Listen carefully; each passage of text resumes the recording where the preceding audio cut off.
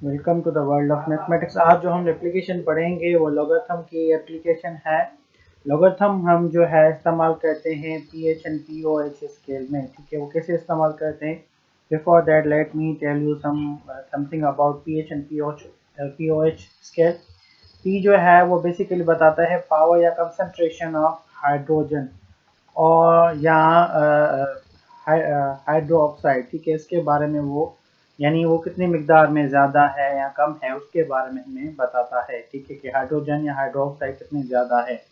ठीक है, पीएच और पीओएच स्केल में अगर आपके पास अगर 0 और 6 के बीच में अगर आपकी पीएच स्केल में जो रिजल्ट आ जाए तो उसका मतलब होता है वो एसिड है। अगर वो जो है 7 परफेक्टली 7 आ जाए तो उसका मतलब है वो न्यूट्रल है। अगर वो 8 और 14 के बीच में कोई भी नंबर आ जाए इंक्लूडिंग 8 और 14 तो उसका मतलब होता है वो बेस है। ठीक है, और उसके देखिए पीएच स्केल कैसे फाइंड किया जाता है। यानी कि पीएच स्केल जो है वो बेसिकली एक लिटमस पेपर होता है। उस लिटमस पेपर को वो क्या करते हैं, डिप करते हैं सॉल्यूशन में। जब आपके पास जो सॉल्यूशन होता है उसमें जब वो लिटमस पेपर आप डिप करते हैं तो उसका अगर जो आपके पास जो कलर है, अगर वो कलर जो है इन इन कलर में से यानी रेड के किसी फॉर्म में आ जाए तो उसका मतलब एसिड होता है।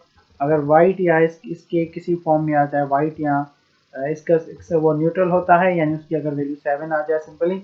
अगर उसकी वैल्यू जो है वो 8 और 14 के बीच में आता है उसका मतलब वो अल्कलाइन है या आपका बेस उसको कह सकते हैं। ठीक है, तो ये जो है आपका जो है डायग्राम है आपका किसका, ये आपका पीएच स्केल का। ठीक है, अब पीएच स्केल में ये जो 1 2 3 अप टू 14 दिया हुआ है बेसिकली ये है लॉगरिथमिक टेबल के हिसाब से बना हुआ। इसका मतलब क्या है? ठीक है, मैं आपको बता देता हूँ। अगर पीएच स्केल में आपके पास 11 है या फॉर एग्जाम्पल पीएच स्केल में अगर आपके पास आंसर आ रहा है 11, तो ये जस्ट 11 बेसिकली आपको ये देता है। एक्चुअली 11 होता है 10 रेज टू पावर नेगेटिव 11। तो उसका मतलब क्या है, अगर आपके पास पीएच में for example 7.3 into 10 raise to power negative 11 है तो उसका मतलब होता है कि वो यानी आपके पास जो है एसिड बेस आई थिंक जो है 14 पे या 11 पे बेस देता है। तो कितनी ज्यादा आपके पास हाइड्रोक्साइड की कंसंट्रेशन होगी या हाइड्रोजन की कंसंट्रेशन होगी, वो होगी 0.0000 कितने हुए 4 5 6 7 8 9 10 और ये आपका 7.3 यानी इतनी आपके पास हाइड्रोजन हाइड्रोक्साइड की आपके पास क्या होगी, कंसंट्रेशन होगी। ठीक है, तो इस हिसाब से जो आपके पीएच स्केल में जब 11 दिखाता है तो 11 का मतलब होता है 10 रेज़ टू पावर नेगेटिव 11, वो उतनी छोटी वैल्यू होती है। तो उस जमाने के जो आपके पास जो केमिस्ट या जो आपके पास मैथमेटिशियन जो भी थे उन्होंने सोचा कि इतनी छोटी वैल्यू लिखना और फिर उसको समझना बहुत ज्यादा जैसे डिफिकल्ट भी हो जाता है, हार्ड भी हो जाता है। इसलिए उन्होंने पीएच स्केल को बनाया। तो पीएच स्केल में जब आप देखें कि आपके पास क्या लिखा हुआ है, कोई भी वैल्यू लिखी हुई है 1 2 3 अप टू आपके पास 14 लिखा हुआ है तो इसका मतलब होता है 10 रेज़ टू पावर नेगेटिव 1। इसका मतलब होता है 10 रेज़ टू पावर नेगेटिव 2। इसका मतलब होता है 10 रेज़ टू पावर नेगेटिव 3 और 14 का मतलब होता है 10 रेज़ टू पावर नेगेटिव 14। ये किसके बराबर होते हैं? बहुत छोटी वैल्यू होती है, ये होती है 0.1 के, और ये बराबर होती है 0.01 के, और ये बराबर होती है 0.001 के। और सिमिलरली ये जो 10 raise to power 14 pH scale में आपको दिखाता है basically 10 raise to power negative 14 होता है। ये बराबर होता है 10 रेज़ टू पावर 1 2 3 4 5 6 7 8 9 10 11 12 13 और ये आपका आ गया 14। ठीक है, यानी इतनी छोटी वैल्यू होती है जब पीएच स्केल में आपके पास 14 दिखाता है। तो इन छोटी वैल्यूज को हमने अच्छी तरह समझने के लिए हमने क्या किया, इस पीएच स्केल में लॉगरिथम यूज कर दिया। तो पीएच स्केल में हमें 10 रेज़ टू पावर -14 को हम पीएच स्केल में सिर्फ 14 से शो करते हैं तो हमारी जो कैलकुलेशन होती है उसको समझना बहुत क्या हो जाता है, आसान हो जाता है। ठीक है, तो इसलिए हमने पीएच और पीओएच स्केल में जो है ना हमने जो यानी उसको जो है हमने इंट्रोड्यूस कराया है यानी लिखते हैं और उसकी कैलकुलेशन करते हैं। वो किसके बराबर होता है? पीएच बराबर होता है नेगेटिव लॉग एच पॉजिटिव। ठीक है, यानी पॉजिटिव आयन।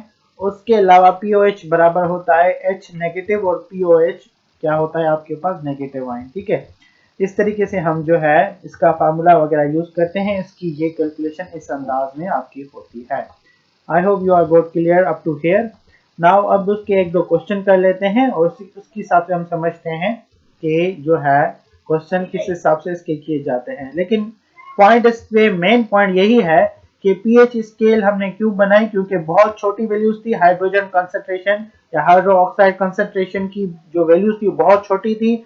बहुत छोटी वैल्यूज को समझने में हमें क्या थी, बहुत डिफिकल्टी हो रही थी, यानी तो उस डिफिकल्टी को दूर करने के लिए हमने पीएच स्केल में क्या किया, लॉग लगा दिया, यानी पीएच को हमने नेगेटिव लॉग एच पॉजिटिव जो है डिफाइन कर दिया और पीओएच को नेगेटिव लॉग ओएच डिफाइन कर दिया। तो हमारी जो अंडरस्टैंडिंग थी पीएच स्केल को समझने के लिए वो बहुत आसान हो गई।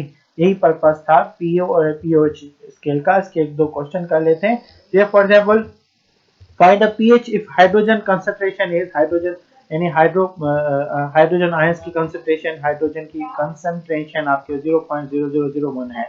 तो इसको हम पीएच स्केल से लगाएंगे तो आपके पास पीएच इज इक्वल टू आपके पास क्या आएगा, नेगेटिव लॉग ये आपके पास क्या है 10.001 है, तो इसको लिखेंगे 0.00 और 01। ठीक है, अब इसको हम आपको पता है जब इसको हम अगर फ्रैक्शन में चेंज करना चाहते हैं तो इसे लिख सकते हैं, ये पॉइंट खत्म हो गया और नीचे 1 देंगे और आगे क्या है 4 डिजिट है तो 4 0 दे देंगे। ठीक है, तो आपके पास ये किसके बराबर हो जाएगा, नेगेटिव लॉग ऊपर क्या बचा 1 बचा, तो आपके पास होगा 1 अपॉन, और इसको देखें 10 ये है basically 10 multiply by 10 multiply by 10 multiply by 10, तो इसको लिख सकते हैं 10 रेज़ टू पावर 4, तो ये क्या होगा 10 रेज़ टू पावर 4। ठीक है, तो ये आपका एक रिजल्ट आया। अब आप क्या करेंगे, अब आप इसका सॉल्यूशन कैसे फाइंड कर सकते हैं। देखिए आपको मैंने बताया है if a raise to power negative n है तो वो किसके बराबर होता है 1 अपॉन a पावर n के, condition that a should not be equal to 0। ठीक है, तो ये 1 upon 10 raise to power n है, यानी 10 रेज़ टू पावर 4 है, तो उसको हम इस फॉर्म में लिख सकते हैं। ठीक है, तो उसी को हम यूज करते हुए हम इसको कैसे लिखेंगे, हम इसको लिख सकते हैं, देखें इसको लिख सकते हैं नेगेटिव लॉग और ये किसके बराबर होगा 10 रेज़ टू पावर नेगेटिव 4। अब जो थर्ड लॉ ऑफ लॉगरिथम है उसको यूज करेंगे, पावर क्या आ जाएगा, नेगेटिव लॉग के आगे आ जाएगा, तो आपके पास यहाँ क्या होगा, आपके पास यहाँ नेगेटिव 4 आगे आ जाएगा। ठीक है, नेगेटिव के पास ऑलरेडी है, नेगेटिव 4 आगे आ जाएगा और लॉग ऑफ 10 अगर आप निकालेंगे बेस और सेम है और आपके पास 1 आ जाएगा, तो माइनस टू माइनस प्लस आ जाएगा, तो आपका आंसर यहाँ क्या आया 4 आ गया। ठीक है, तो इस तरीके से क्वेश्चन का सॉल्यूशन निकल गया। अब आ जाते हैं सेकंड क्वेश्चन पे।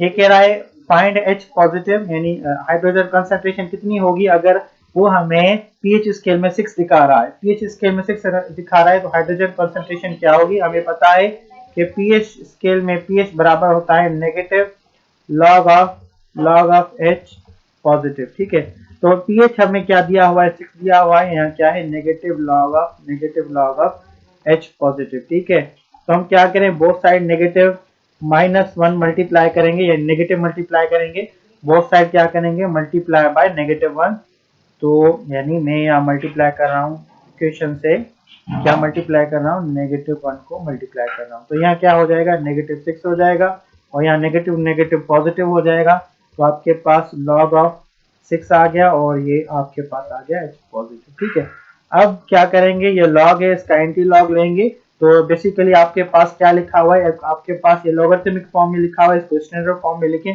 तो ये किसके बराबर हो जाएगा 10 raise to power negative 6 is equal to H positive. ठीक है, 10 raise to power H negative ये आपका आंसर आ गया। लेकिन अगर ज्यादा अगर इसको आप समझना चाहते हैं तो ये क्या होगा, हाइड्रोजन कॉन्सेंट्रेशन आपके पास होगी 0.0000001। ठीक है, तो ये आपका आंसर आ जाएगा कि हाइड्रोजन की कंसंट्रेशन हमें मालूम हो गई। ठीक है, इस तरीके से हम पीएच स्केल जो है उसमें लॉगरिथम इस्तेमाल करते हैं, बट छोटी वैल्यूज को जो है आसान करने के लिए कि उनको समझने में आसान हो जाए, इसलिए उन्होंने यहाँ लॉगरिथम इस्तेमाल किया। और ये एक दो क्वेश्चन मैंने आपको कराए जिसकी मदद से हमने ये समझा कि पीएच स्केल के क्वेश्चन जो है किससे सॉल्व किए जाते हैं। I hope you are get clear.